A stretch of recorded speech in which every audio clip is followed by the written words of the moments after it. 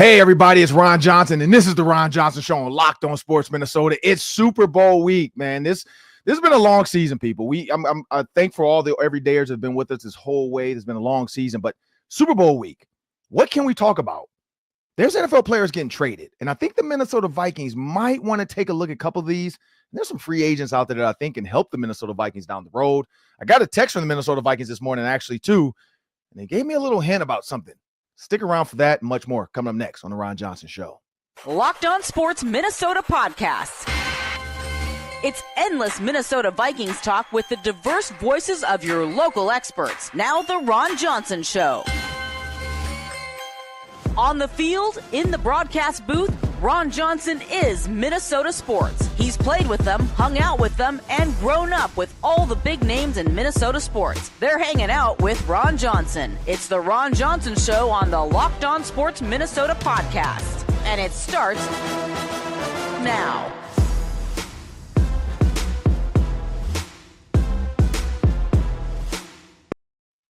Hey, beautiful people, it's Tuesday, and this is the Ron Johnson Show on Locked On Sports Minnesota. I'm your host, Ron Johnson, former Gophers and NFL wide receiver. For those that are new to the show, we've been around for a while, though, so I want to thank everybody, the everydayers that continue to like, download, share, tell a friend that we're here.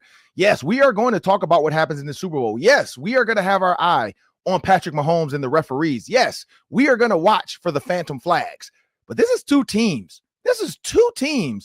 that everybody hates, that everybody thinks the refs are trying to help. So it'll be interesting to see which referee crew helps the Eagles and which referee crew helps the Chiefs, because we know the tush push is coming. And now that we know the rule, if you do something stupid, I could just give them a touchdown. So try it if you want, Chris Jones. I can give Jalen Hurts a touchdown. So I'm going to be interested to see if there will be tush push terrorism in the Super Bowl. I'm going to be interested to see if there's flag funny business in the Super Bowl, because everybody's waiting for that moment. And please make sure you guys do this, because I love the Super Bowl prop bets. And that's why I'm making a little short trip over to Iowa, just right across the border, so I can make a couple little fun bets. Just make fun bets, $5, fun. That way you can watch the Super Bowl, but have some skin in the game. I know if people do things with their friends, but remember, people, Super Bowl 59 is here, and there's no better way to make every play more exciting than with FanDuel Sportsbook. New customers can bet just $5. Like I said, $5. It's a fun bet. $5. And if you win, you'll score $200 in bonus bets. Not one, but $200 in bonus bets. Just download the app and head to FanDuel or head to FanDuel.com to get started. And remember, there's a bunch of $5 prop bets you can do, like yards by Jalen Hurts, yards by Patrick Mahomes. I wish there was like a number of flags thrown. I don't know if penalties is part of this, but as I bring my co-host into the show, Sam Ekstrom, I'm pretty sure he can look into this. But I don't know if flags are a part of prop bets. That just feels a little bit dirty, that you could say over under 10 flags thrown. That feels dirty, because that feels like you could tell your uncle who's a referee, hey, I put $10 million on the over. Get me 11 flags. I don't know what you need to do, Unc, but just find it. Find 11 flags for me, and we're rich. And so I don't think they'll ever do that, but that might be a fun friend bet, people. For those at home, they're looking for some fun stuff to do with your friends. Put $1 in the pot type thing, and everybody write down a number on a piece of paper. I think I just came up with our Super Bowl game. Write down a number on a piece of paper. The number is going to be the number of flags you think thrown in the game. Closest wins. Two people close, they split the pot. It's an easy buck. Somebody wins $5, $10. Who knows? If you have a 30-person party, because I know the last one we were at last year, there was 40 people at this party. So it could be a fun little $40 that you might win from flags thrown. Just fun. But $5 on FanDuel. Just make sure you check that out. Go to FanDuel.com or download the app like I did. $5 bet wins you $200 in bonus bets, and now you're playing with house money. But Sam, the offseason has been upon us. There's a lot of things coming up. The Vikings texted me this morning just to pay off the tees and said, hey, we got some big things coming up. What is your availability, X, Y, and Z? And I said, well, I'll be in Mexico. I will be doing shows from Mexico, so let me know. And I'll have my, I told him I'll have my headset. I'll have a phone, at least it could be my camera. I have decent internet. I have a great backdrop. Like my backdrop is no more of my dad's football jersey, the roll the boat, or the trophies over here for Big Ten Player of the Year, all that stuff. None of that. First NFL, none of that. It's going to be palm trees, birds flying, sun shining.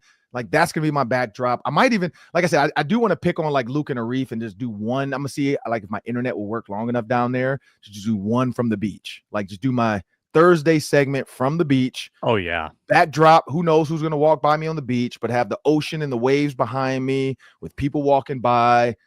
Nice and sunny. Have a tripod set up. But I don't know because I want to get so much internet in Mexico. Like Verizon doesn't give me unlimited. Like I have a usage amount. And then at the end of the day, like I get the message, hey, you've gone over your usage, pay $5 more, which I do because my kids are the ones usually burning it down because they love to jump on stuff or whatever. But I will say the fun thing is their friends are going this year. They have 2 friends that'll be there for at least 7 of the 10 days we're there. So that's perfect. I don't have to worry about them doing anything. But Sam, as the offseason is upon us, and you look at free agents, right? And there's a lot of news. Myles Garrett, we know that. We'll talk about that a little bit later. But Cooper Kupp, and I want to talk about that in the open. Cooper Kupp didn't want to be traded. So you got Luka Doncic trade. We'll talk about that later in the Daily 3. You got Anthony Davis getting traded. People can't believe it. And it's funny, man. It's like everybody's on the Luka train. Like everybody's saying Dallas made the mistake. Like they're saying the Lakers can build around Luka and so on and so forth. Nobody's talking about Anthony Davis. So you look at Cooper Kupp with the Rams. He didn't want to be traded, but he tweeted it out. I love that the players have control of this now. He tweeted out like, thank you, LA. Like trade hasn't even been done yet. It's not over yet. And he's already got a video and a picture up saying, thank you, LA. I didn't think it would come down to this, but I haven't been informed that they are actively seeking to trade me. Well, there's a coach by the name of Kevin O'Connell who's possibly up for coach or possibly will be the next coach of the year for the NFL. And he knows Kevin O'Connell's offense. Kevin O'Connell runs a similar offense to Sean McVay. Different terminology, I'm sure. Maybe different wrinkles here and there. A little Wes Phillips addition to it. But they run the same offense. Now, to make a trade like that, I'm 2 factors. Age, because I think he's turning 32. Right? Am I right on that? Wrong on that? I think he is turning 32. Absolutely right. Yep. Turning 32. Money. 3 years, $80 million. So he's only 1 year. He has 2 years left on a 3-year, $80 million deal. So the NBA, same thing with Luka. Like he was up for a Supermax, and we'll talk about that. But a lot of teams now are starting to realize, man, when these guys sign big money, it doesn't work out. Like there's only so many people that play through a big money contract. You know, Curtis Cousins, he made it through all of his for the most part. Like he got injured at the end of his. Patrick Mahomes has been pretty healthy through his. Jalen Hurts has been decently healthy through his. Saquon Barkley hasn't gotten his yet. And that's the question mark. I think Cooper Kupp has been riddled with injury, ankles, hamstrings. He's been out. He only played 11 games. So for the Rams, looking at the amount of money versus the return, I don't know if the Vikings could take on that salary because of Justin Jefferson's salary. We know Justin Jefferson's getting big, big money. They can't. I don't think they can pay Jordan Addison. Like I think they're going to have Jordan Addison go for cheap as long as they can, and then probably move on from him and try to draft the next guy a couple years from now. I don't think they can afford 2 big-time, money-time receivers. And so when you think about that, Sam, I don't know your thoughts. Well, I like the Cooper Kupp to Minnesota, but the problem is the money. He's going to have to renegotiate that deal. He's got to be willing to be traded and re-signed, and his agent's got to say, look, Cooper's willing to play for X, Y, Z. Because it feels like you're getting a younger, faster Adam Thielen, who knows Kevin O'Connell's offense, who's a leader, who's a veteran, who's not going to be a problem off the field, who's not going to have parents reaching out to the Minnesota Vikings saying stuff. And I don't know if trading Jordan Addison and Cooper Kupp, like some people probably in the chat later today are going to be like, man, you are dumb. But trading Jordan Addison for Cooper Kupp plus maybe picks. You know, I'm pretty sure the Vikings can get picks for Jordan Addison when you look at his trajectory and where he's going. Maybe, I don't know if it's a first round pick, maybe a second round and 2 seconds or a second and a third, Cooper Kupp for Jordan Addison. One, because you're taking on a bigger contract and you're giving them an easier contract. But then you can say, hey, you're going to trade them. I mean, you're going to lower your money with us. I don't know if that works because the problem is you have a big time tight end. That's the one for me with his injury is starting to say like, man, is that tight end contract going to hurt the Vikings down the road? Because if you look at how teams are built, they usually have one high-paid receiver, one high-paid tight end, and a high-paid quarterback. Then you go defensively, they have a high-paid DN or high-paid linebacker, high-paid corner, or high-paid safety. Like, you can't have 5 guys on each side of the ball with big money. It's usually 3 on offense, 3 on defense. Or if you're a heavy Mike Zimmer defensive team, it's 5 on defense, 1 or 2 on offense. Like, it doesn't work to have big money everywhere. You usually get 3, and then you get 2 supplemental contracts. Sam, what are your thoughts on Cooper Kupp potentially to the Minnesota Vikings? Yeah, so if Kupp came to the Vikings and you didn't trade Jordan Addison, then you're talking about a major philosophical shift, because Kevin O'Connell has really leaned into these 2 tight end sets. He's actually gone a little heavier. Correct. If you go with Kupp and you still have Addison. So you're saying trade Kupp for your tight end? Well, yeah, or if a player's even involved at all, it could be future picks. I mean, it might not be that expensive to acquire Cooper Kupp because of the size of that deal and because of his age. Yep. Then you would be talking about, all right, we're going 11 personnel all the time, and we're just going to have weapons on the field. And at least Cooper Kupp does bring, Ron, blocking on the outside in the run game. That's a really good skill that he has. There's also a world, Ron, where you have Kupp for 2 years. I think they probably get him in the door and they restructure the deal right away to add void years on the end of that deal. The Rams didn't add any void years. Kwesi loves a void years, so he just spreads the money out down the road. I think that could lower the cap number. You have Kupp for 2 years, which coincides with Jordan Addison on his rookie deal. Kupp leaves in 2 years, and then you devote that money to Addison, and then you still have 2 elite receivers. That could be a reasonable path. But again, if you're bringing in Kupp, I mean, you're probably cutting Josh Oliver, right? You don't need 2 pricey tight ends. Correct. On top of that. Are you still going to try to lean into the run game? Like, would you re-sign Aaron Jones if you're going to go 3 wide receivers like that? I don't know. I think that you're probably changing your goals offensively. But Kevin O'Connell received a lot of credit, Ron. Do you remember for the Triple Crown season that Cooper Kupp had back in 2021? He's never had a season like that again since Kevin O'Connell left. So I'm sure that the head coach is foaming at the mouth thinking of what he could do if he got his hands on Cooper Kupp one more time. Yeah, and so looking at other guys they could bring in, here's some names. I'm sticking with receivers. I'm going to give you some names. I'm going to go receiver, and then maybe I'll go DB. But I'm looking in the dollar range. I got to drop down personally to the $4 million range. And you tell me, I don't know if these guys are worth coming back. KJ Osborne is going to be a free agent. That's a guy. I mean, I don't know if that is bad blood there, or like he wouldn't want to come back. But you got KJ Osborne, who I didn't realize he was with the Washington Commanders. But you got KJ Osborne. You got Demarcus Robinson. That's another guy that Kevin O'Connell knows, and he actually has done well there. Big body guy. I could see that being an option for Kevin O'Connell. I'm gonna take KJ Osborne off. I just like the name. But DeMarcus Robinson, like, he's a guy that's done well under that Ram system. He's only in the $4 million range. A name that came up before. He's getting older, but Tyler Boyd. Again, I'm looking at bigger receivers, opportunities for Kevin O'Connell to have not just a bunch of jitterbugs, but another guy that could be a weapon for him and an extension of a tight end. Like again, Cooper Kupp, big body. Puka Nacua, big body. Like, body up, put your body in front of the DB. I need a first down. I need you to catch the ball and just go. Those are 2 names for me that I'm like, man, like, they're not going to require a ton of money and you can still go get them. Because if you look at the Vikings free agents, Brandon Powell, Trent Sherfield, I think he's a junior, but Trent Sherfield, they're on this free agent list as well. And so my question is, do you bring those 2 back? Do you probably look at, okay, I get Najee Thompson back. Is Najee Thompson going to be healthy? He's going to, he's coming back off injury. Is that your gunner? Because if that's your gunner, do you really need Trent Sherfield now? Or do you say, we keep Trent Sherfield and Najee, and you have 2 really good gunners? Like, I don't know. But I do know, looking at these other receivers, if you're losing Brandon Powell potentially, I think of DeMarcus Robinson. I look at a DJ Shark. He's also out there, 7th-year guy. There's some names out there that Kevin O'Connell is going to have an opportunity to talk to this offseason. Again, this is the offseason of, I want to go get a Super Bowl. And if you look at the teams who are built to do it, the Minnesota Vikings are one of them. Young quarterback, because like T. Higgins is up there, but I think he's going to want too much money. You can't go get T. Higgins. Like, that's too much money. Stephon Diggs, you don't want that. Like, you don't want that. Amari Cooper, I think too much money. Same thing. Chris Godwin. I don't know if that would fit, but his money high. You know, like you look at I'm dropping down to that $4 million grouping of guys because I feel like that fits to go get like a cheaper free agent to say I can get you for $3 to $4 million for a couple years, like a DJ Shark, like a Tyler Boyd, DeMarcus Robinson. Those are some names I would go after. Any of those receivers stand out to you, Sam? I think we have to ask the question, how does the team feel about Jalen Nailor?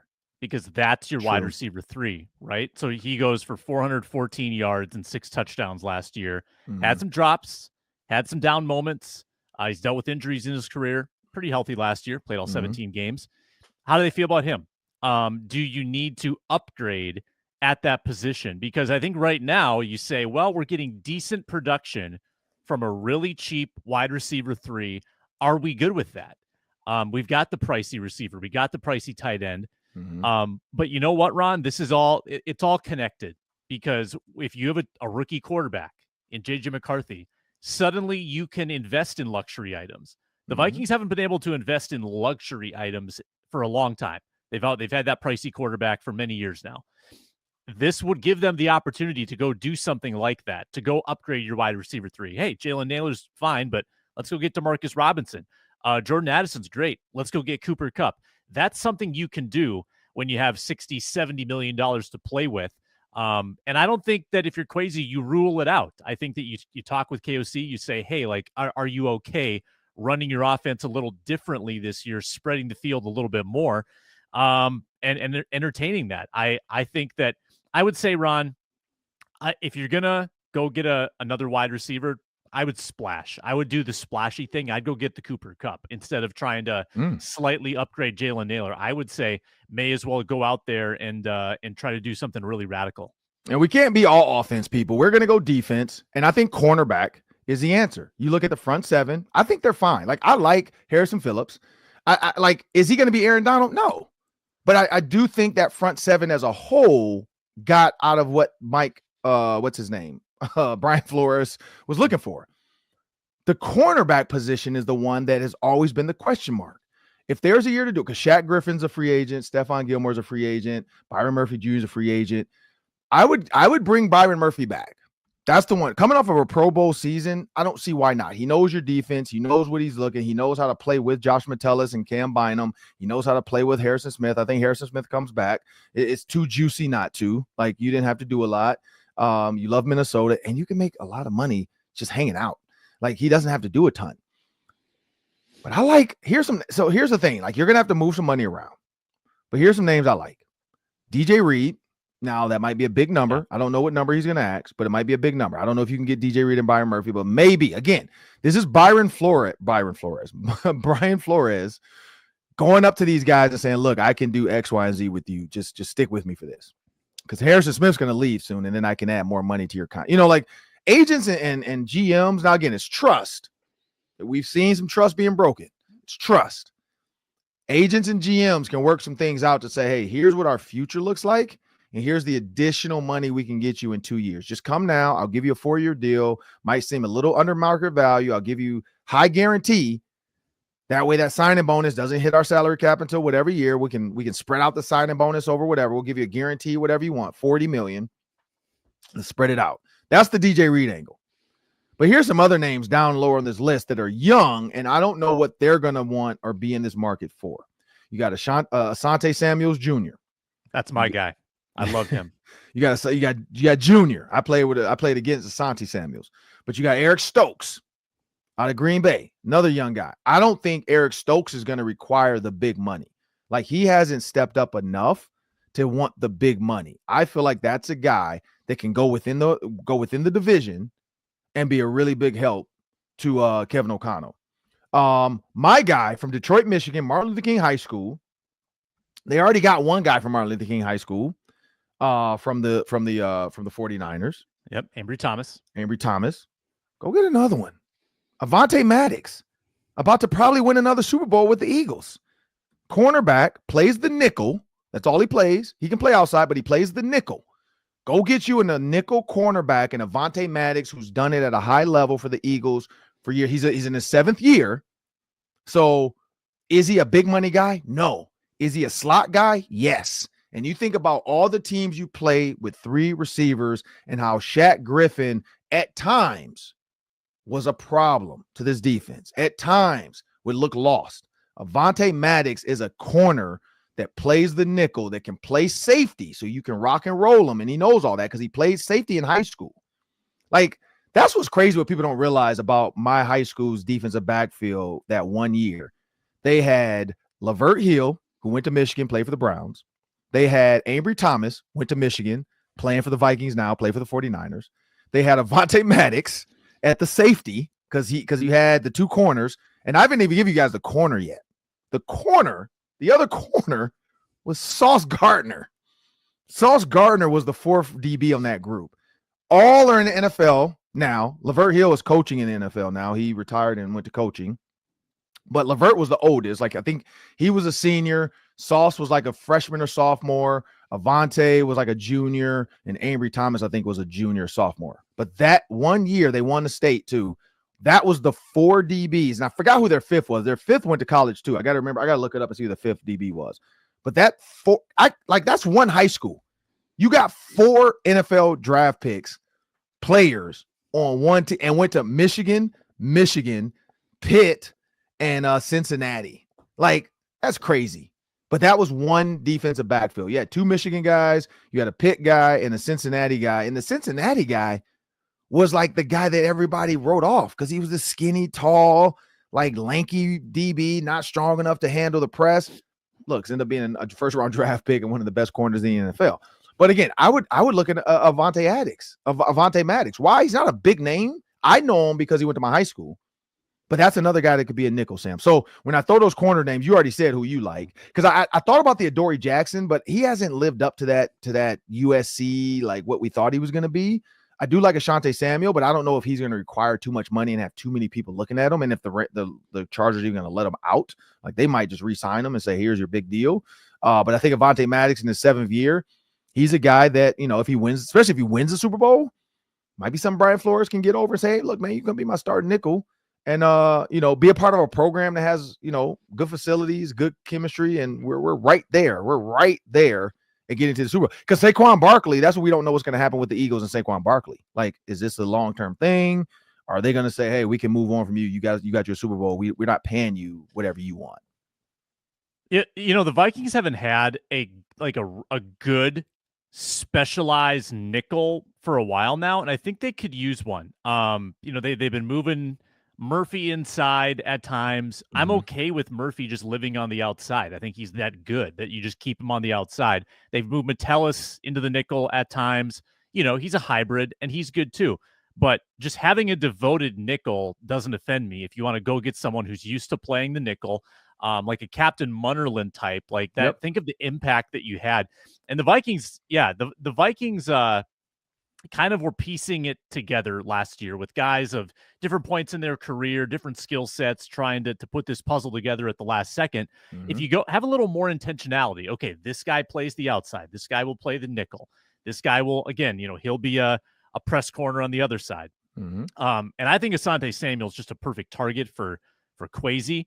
He's coming off injury, and maybe that devalues his dollar figure a little bit, but he's only 25, had 2 really good years in 2022 and 23, former second-round pick, great pedigree. This is a perfect Kwesi target. Get him as he's entering his prime, maybe at a little bit of a value. I'd be a huge Asante Samuel fan. And if you can also get Murphy, that 1-2 punch would be outstanding. Yeah, no, and I like that. I do like that. And again, I think with Asante Samuel, you can still get, and here's the reason why you can still get Avonte Maddox. He's in the 7th year. He signed a rookie extension, so he got drafted, went to the Eagles, signed an extension for 3 years, $22.5 million. That's a really good deal for a nickel corner. Like, he wasn't a starting outside corner, so he signed basically $25 million. When you look at the signing bonus, you look at the guarantees at signing, you look at the total guarantees, and then he signed another, because the $25 million, the extension year they gave him was another $1.25 million. So they kept adding on to this deal, but it was only a 1-year extension. So clearly they're in the spot of like, well, are you worth another 3 years? Like, we don't know what you're going to get. And what they get back in the Super Bowl. So will the Eagles and him, will he want to just keep going back? Because he's like, look, man, you guys have done right by me. I'll do right by you. I'll come back for another $2 million. Or do the Vikings swoop in and say, hey, look, man, we'll give you 3. We'll give you 3 for 3 years. We'll give you $9 million guaranteed. Come be our nickel for 3 years. He's only 28, so he's not old yet. I mean, he's getting to that. Like, I think 30, 31 is when people start to look at corners and running backs. I'm like, a little long in the tooth. You're getting up there. Because even for corners that get old, they push them back to safety. And I think that's where Avonte Maddox is going to thrive, is because like Charles Woodson, he can play safety as well. Like, he played safety in high school. He played safety and corner at college at Pitt. So he's a guy. And again, I like him because if he is cheap, he's a safety corner nickel that can do what Brian Flores wants. Like, he was a high school safety. He was a college safety that played the nickel. Kind of like Antoine Winfield that plays the nickel. Like, Antoine Winfield was a nickel safety. Antoine Winfield plays the safety spot, but he comes down in the nickel and covers. And that's why we can't go back, but I wish the Vikings had drafted Antoine Winfield over Jeff Gladney. I know they wanted a corner at that time, but I just felt like if you get Antoine Winfield, you have a nickel now. Just go find a cornerback, and it is what it is. But, and again, the Vikings might not have been able to afford an $84 million Antoine Winfield, but you could have Winfield in the nickel with Josh Metellus in the nickel linebacker spot with Cam Bynum and Harrison Smith deep. Because Antoine Winfield doesn't always play deep. He plays everywhere. He blitzes off the edge. Like, you have weapons out there. But who knows? I mean, pinfall, whatever. You get Antoine Winfield, maybe you don't get Cam Bynum, because Cam Bynum was the thought of like, we need a safety, so maybe you don't go get Cam Bynum because you already had Antoine Winfield before that. But it is what it is. We got to move on. We're in a little long in the first segment, but as you know, when you're checking out free agents, people, make sure you guys continue to keep up with us. We're going to give you all the free agent info. And if Kevin O'Connell wins this, if Jared Allen, that's another one. This could be in the Hall of Fame. All that stuff's going to come out. We're going to make sure we break that down in our thoughts. If Kevin O'Connell gets snubbed, we're going to talk about that. Like, we are. We're like, because if they give it to somebody that we definitely don't believe, trust me, people, we're going to keep it real with you. But I'm Ron Johnson, Sam Ekstrom. Coming up next, we're going to talk a little bit more about this NFL and what's going on. And we'll do that after word from our sponsors. Brought to you today by FanDuel. The Super Bowl is in 5 days. Yes, Super Bowl 59, the Chiefs, the Eagles. Endless possibilities at FanDuel to make this game more exciting. You can predict the first touchdown score, call the MVP, bet on the coin toss. I'm looking at Saquon Barkley. I mean, what if Barkley goes off for 200 yards in this game? You could get that at plus 1,700. That's 17-1. Bet 100, get $1,700 if Saquon Barkley goes for $2 in the Super Bowl. You can get that option and not just dozens, but hundreds more wagering possibilities at FanDuel. You can also bet live during the game. And if you're a new customer, place a $5 bet sometime before Sunday. If you win that bet, you get $200 in bonus bets you can put on the Super Bowl for a little icing on the cake to end the NFL season. Download the app or head to FanDuel.com and get started. Bet 5, get 200 in bonus bets at FanDuel.com. FanDuel, an official partner of Super Bowl 59. Well, looking at the Super Bowl, we're going to have a little fun with this, Sam. We're going to be quick because we got to get to the Daily 3. I do want to take some time with that because we got Luka Doncic, we got Myles Garrett, we got the Wolves and the Kings. And I watched the opening ceremonies. I didn't watch it all. It was boring. But I did watch it just to see how many people booed or what was going on. It's funny how much, I don't know if you watched any of it, Sam, but how much stuff was getting muted. Like whether it was crowds, somebody said something or people were booing. Swearing or just booing or stuff people didn't want to be heard on the mic. You could, a lot of the videos getting posted are like musiced over, like they don't want people to hear what players are saying to each other. Well, and it's probably just simple tongue-in-cheek stuff. I saw one of the posts that said, "Oh, funny meeting you here again," because it's the same. We just saw this like not too long ago when Jason Kelce was there. So there's a lot of that, the familiarity of these two teams in the game, and the way the fans are sick of it. But looking at the Super Bowl, Sam, here's where I go with this. I think it's going to come down, honestly, to Saquon Barkley. I really do. I think this is Saquon Barkley's shining moment. I think if the Chiefs don't sell out and stop the run, they're in a world of hurt. And if they do then sell out and stop the run, now you got A.J. Brown one-on-one with Mike Hughes is in Atlanta with their corners. I just don't see it happening. Like, I don't see a way for the Chiefs to, it's going to be a high scoring fest, I feel like, but I just don't see a way for the Chiefs to really keep up with the run game, because the run game of the Eagles ends the clock. Like, they eat clock time up. They really frustrate you. Saquon Barkley's speed and vision. But again, he's never been on this stage. This is a huge stage. The lights are bright. The flickers of the lights. Like, is he going to be up for the moment, or is he going to try too hard? But in my mind, I think the Eagles can pull this one off. Like, Jason Kelce beat didn't Jason Kelce beat Travis before? Wasn't that what happened last time? No, or was Travis beat Jason? Okay. Travis beat Jason. So I think this is the reverse Uno now. I think Jason's going to be cheering for Travis, but his Eagles are going to win, which puts him in a very bad position. Him and Kylie, especially Kylie, because she already said she's an Eagles fan. And she said even if Jason went to another team, she didn't think she could wear another team's gear. Like, she was like, even if he goes somewhere else, because she thought about that. She's like, well, yeah, because in his career, like, they were talking about trading him, or he was going to have to sign with somebody else. She was like, I really thought about, like, would I wear somebody else's sweatshirts and stuff? She was like, I don't think so. She's like, I would wear Kelce, but she's like, I'm not wearing Rams gear, or I'm not wearing Vikings gear. You know, she's like, I'm not doing that. Like, wherever he goes, if he goes to the Giants, I'm not wearing Giants gear. Like, I will wear Kelce gear. And so I think that's going to be the weird thing. They're going to be cheering. We're going to see Taylor Swift cry. We haven't seen Taylor Swift cry. We haven't seen her have to be sad. Every time she's been around now, Travis has won 15-1 with a Super Bowl and big wins last year. So this might be the year of seeing Taylor Swift cry. Like, will she cry? Will she understand what's going on? Will she have to get medevaced out, as she said last time, because of her heart? Like, she said her heart was beating so hard, she thought she was going to get medevaced out. But I just feel like this is the time for Saquon Barkley to get paid off, like to show the world this is why you don't undermine running backs. Now, of course, you know, there's a lot of people out there saying there's a script written and the NFL doesn't want running backs to be highlighted. I know I've been listening to a lot of like NBC radio and all that stuff, and Dan Patrick, them are looking up like, when's the last time a running back won MVP? When's the last time, you know, Super Bowl MVP and all? Because I mean, I don't even know when. Like, it was Emmitt Smith, maybe? Like, do we have to go way back to Emmitt to get a Super Bowl MVP being a running back? Let's look it up. Did Terrell Davis win it? One of those Broncos years? I think so. I'll check on that. But that was like the NFL talk. Like, all week it's been, is there a script to stop running backs from being highlighted? I don't know, but I do want Saquon Barkley to have a big night. And I think the equalizer is going to be Patrick Mahomes, because he does the weird slide sideways thing, and he did take a couple hits. 2 or 3 were not thrown. One was thrown to the point where he didn't even think it was going to be a flag. He jumped up and said, good hit, and the refs threw the flag. And everybody's like, are you kidding me? Like, he's sliding sideways. He is not giving himself up. And so, again, I don't know if that's going to be a conversation between Nick Sirianni and the refs to say, hey, keep an eye on how he slides. But yeah, I'd be interested to see what happens. Did you find it? Yep, it was TD, Terrell Davis, 1998. That's nuts. 27 years. 1998. That was when I graduated high school. I remember that Super Bowl, by the way, too. That was my freshman year of college, because that would have been the 1998. Was that 1998 Super Bowl or season? Good question. It was the 98 season. Yep. Yeah.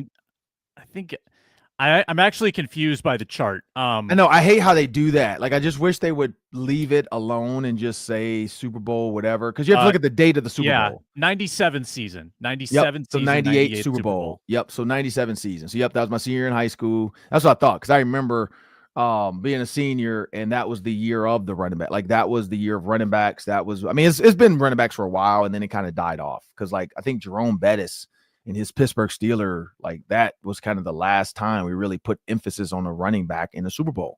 Other than that, it's been quarterback, receiver, quarterback, passing, quarterback, receiver. You know, that's it. It has not been, you know, run heavy. Even when we thought Isaiah Pacheco was going to get a chance, nope, Patrick Mahomes comes through with a throw. So yeah, but that's what I get. And who's doing this game, Sam? Who's the broadcast team for this one? Burkhardt and Brady on Fox. Oh, Brady. I was hoping we were going to get away. I was hoping we were going to get away from that.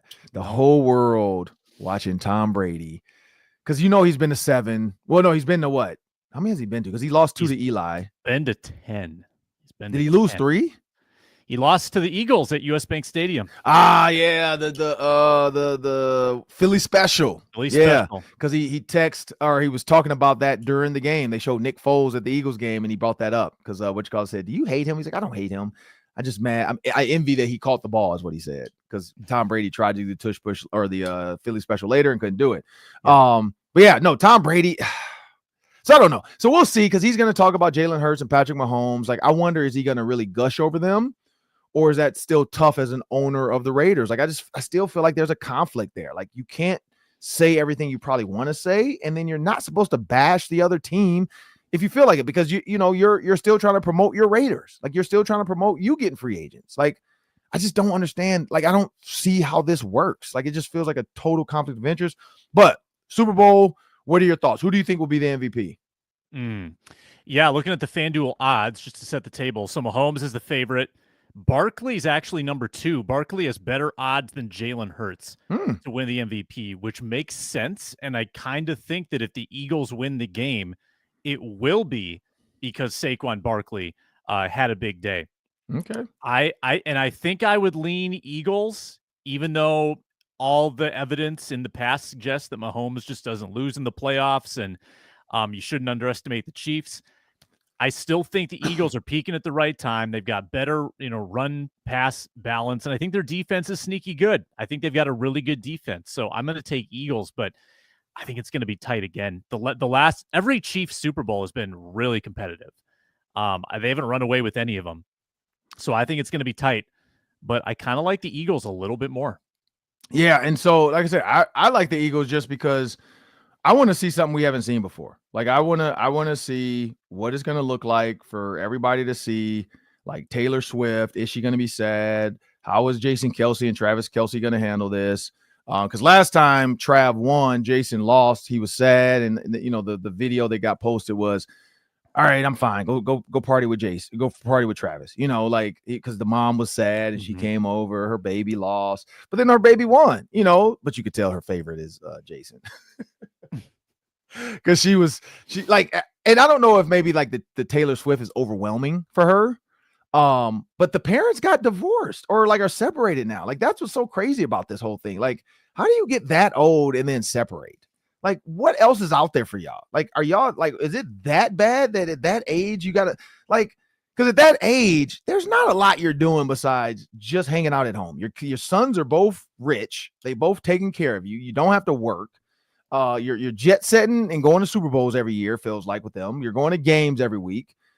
Like, what set it off? Like did daddy like try to talk to one of Taylor Swift's friends? Like, what the heck is going on that you're that age and you feel like you need to get divorced? So like, but yeah, like when you look at that, you could tell Jason, they really love Jason because it's all about like, where's Jason at? Is he okay? Blah, blah. Because I feel like if Travis had lost, I don't think they would have done that. I think they would have just been like, "You're okay, Trav. You got Taylor." All right, Jason. Let's go. Is Jason Kelce the most famous NFL lineman in history? Has he earned that title? Because how often does a random a good center, mind you, really good center, but how often does a lineman end up with this kind of notoriety?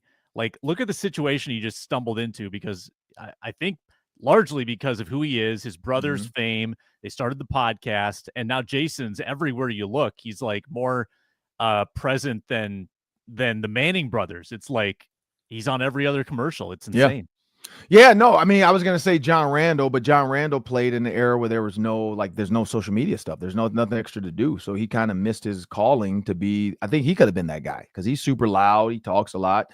I'd say Aaron Donald, but he wants to be offensive lineman though. That's what I was getting at. Offensive lineman. Yeah, you're right. Like, I mean, there were some great offensive tackles. Randall McDaniel, but like, yeah, these guys all want to go in anonymity. Like, they don't want to be out there like that. Jason Kelce, that's his personality. Like, that's the Cincinnati, Ohio, Philly. Like, he's them. He embodies them. Beer shots and keg stands and all, like, jumping off of a table for the Buffalo Bills fan. Like, he embodies that. I don't know if a lot of people would do that. Like, he is authentically him. And I think that's the key to this is like back in the day, you couldn't be you. That's what I've kind of appreciated about recent, TV stuff is like, as I do TV now, I try to be my authentic self. I try to have fun. I try to make the jokes. I push the limits.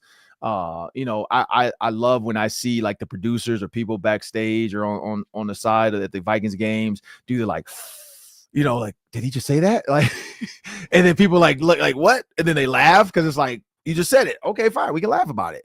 Like I like that. And that's why I love Jason Kelce, because he doesn't worry about that. He pushes the envelope. He does himself. But looking at our Super Bowl takes, we're both taking the Eagles, looks like. I think I'm going to go with Jalen Hurts as the MVP, though. I think Jalen Hurts gets the MVP because he is going to be responsible for running the ball. We do know the knee thing, but he's had 2 weeks now to rest it. So I think he's going to come back stronger. Saquon Barkley's had a chance to rest that calf. I think that was a scary thing, seeing him go out and not come back for a while, having to do the ray gun thing, the shooting the leg up to get the muscles moving. Because I was thinking like, oh man, that thing, like the tight calf around the Achilles area, that's an Achilles waiting to snap. And I'm like, oh, don't do it. And he pushes so hard off the ground, and he's so big and muscular. And so I was glad to see him come back in and finish the game out. But the good thing is he's had 2 weeks to rest, because, a lot of coaches talked about this. The 2 weeks leading up to the Super Bowl, there's nothing to do. There's no hard practices. There's no, like, it's country club practices. It's staying healthy. It's getting healthy and getting to the playbook. Any new plays you need to work on is working on it. It's running full speed, getting your body lathered up. But he was like, the hardest practice is going to happen. What's today? Tuesday? So the hardest practice will happen on Thursday, because Tuesday, again, is your day off. Wednesday will be the first practice, but they're going to be out there in shorts and, wherever. They're in New Orleans, right? So it's decent weather. So, yeah, they'll be out there in shorts and T-shirts. Thursday will be the hard practice. They will, they'll butt up a little bit, run around a little bit, get going. Friday will be another speed practice, but they'll probably take off the pads because they've done enough in pads all season. I mean, this is week 25 for these guys. So they will take it. And then Saturday is, media. Let's walk through. Let's let the media ask us questions. We're getting ready for the Super Bowl, and then 0 dark 30. And then we won't hear from any team afternoon on Saturday. And then Sunday, get your chicken wings and all your dips and ready. And, but we'll talk about that and much more. Maybe we'll talk about that tomorrow, the Super Bowl foods, because we didn't even talk about that, Sam. Like, I'm looking forward. I make a 4-layer dip.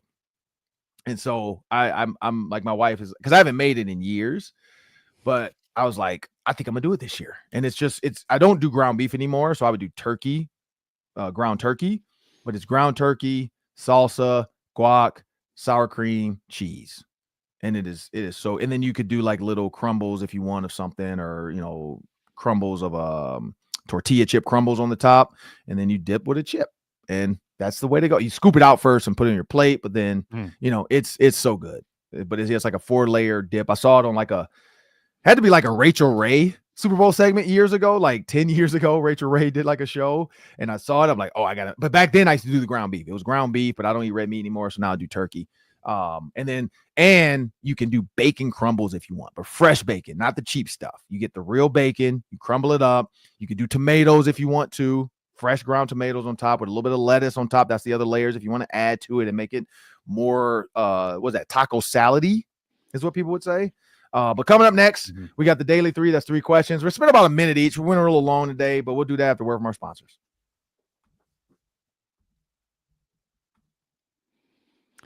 We're brought to you by GameTime today. It's the best way to get tickets to the big event. Maybe it's the big game in New Orleans. You can get tickets to that on GameTime. You can go to concerts, comedy shows, or locally for sports, it's Target Center, it's XL Energy Center, Wolves, Wild, Gophers basketball. And with GameTime picks, there's no headache in getting those tickets because they show you the best deals in the arena, so you can only see the incredible listings. Get your tickets easily with that curation feature. Grab the super deals, prime seats at incredible value, get great steals. Also with the seat view, you get a nice panoramic of where you will be sitting. The customer service is top-notch with GameTime. Make sure you toggle on those all-in prices so there's absolutely no hidden fees. Take the guesswork out of buying tickets with GameTime. Download the GameTime app, create an account, use code LOCKEDON for $20 off your first purchase. Terms apply. Again, create an account, redeem code LOCKEDON for $20 off. Download Game Time today. Last minute tickets, lowest price guaranteed. Now it's time for the Daily 3. That's 3 questions, about a minute each. Take it away, Sam. Luka Doncic traded Saturday night. Ron, what was your reaction and what are your thoughts? I didn't think it was real. Like, I had to keep looking and I was waiting for, like, is this a fake account? Like, cause you never know. And then all of a sudden, like, everybody started posting it. Sports Center, ESPN, Fox, NBC, like Dan Patrick's talking about. So then I was like, okay, this is real. And then I started going to the actual page of the Timberwolves, the Mavs, because that was my next thing. I'm going to their Twitter because I want to see what they say. And then comments on theirs was, man, I can't believe y'all posted, because they posted on February 1st a video of Luka getting out of his car talking about Happy Texas Day and Happy National Texans Day or whatever. And it was Luka looking like a Texan with a hat. And then literally they traded him. And again, social media, because I was talking to one of the Vikings execs about this. The social media team has no idea about trades. Like they can't give them a heads up. They don't like. So I know even for the front office, they saw that tweet and they're like, "Ooh, this is not going to go over well." And then they traded him a couple hours later. And so now somebody took that same video and put it in reverse. So it shows Luka backing back into his car and backing out the parking spot. Because it's like, yeah, you push my door. But I was excited for it, just for something different. Like, I want to see him and LeBron together, if that's what ends up being, him, LeBron, and Austin Reeves. But you got 3 ball dominant guys. LeBron is willing to defer, so I think that's going to help LeBron, because he wants somebody to take over. He doesn't have a guard that could take over. He had Kyrie, loved that. I think he's going to love Luka Doncic. I don't know. What do you think? I think that by trading Luka the way you did, and all the reports coming out about his fitness being a major problem and his work ethic, I think you're almost guaranteeing that Luka gets ticked off and works harder in LA to make you look bad. Like, I think that maybe he got a little complacent in Dallas. He did. And, fat cats kind of phenomenon. Get slaughtered. But now he's going to get that injection of, the novelty of LA and trying to prove himself to his new bosses and the new fans. And I think that the Mavs are going to look dumber because of how hard he's going to work to prove them wrong. That's what I think is going to happen in LA. I don't know what their core is going to look like. I mean, LeBron's not long for this league. They have no rim protectors now without Davis. So they need to remake themselves, but they've got good pieces over there. They've got good role players. Luka's going to need another star post LeBron. And it's not going to be Bronny. So it's going to have to be somebody else. No, it's not going to be Bronny. It might be Austin Reeves as a third fiddle. They do need to find a second fiddle to go with Luka, just like he had Kyrie. I think they'll find it, though. When you look at the Cavs, potentially could be a trading spot for LeBron to get somebody over there, like a Donovan Mitchell, to go with Luka. I mean, like, there's a lot of opportunities there. I don't know if the Cavs would do something stupid like that.